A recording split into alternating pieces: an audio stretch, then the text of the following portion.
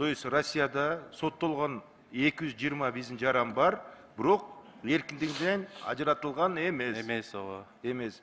Ошолорго ушул ратификация жардам берет, Ооба, туура. Ошонун негизинде булар өздөрүн мисалы Россиядан Кыргызстанга келсе болот. Ооба. Жакшы мыйзам экен, жакшы мыйзам экен, биз колдоп берели. Анын процедуралары бар да? Процедуралар бар. Өзү жаран кайрылат. Арыз менен ал арыз өтүнүч бизге Кыргызстанга келет. Эгерде биздин мыйзамга шайкеш келсе, атайын министрдин алдында департамент пробациясы бар. Ал карайт, өзүнүн корутуусун чыгарат. Анан сотко берет. Сот карайт.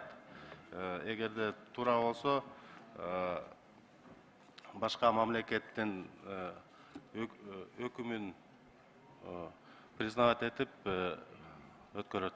Колдон келишинче биздин эмгек мигранттарга шарт түзүп бериш керек.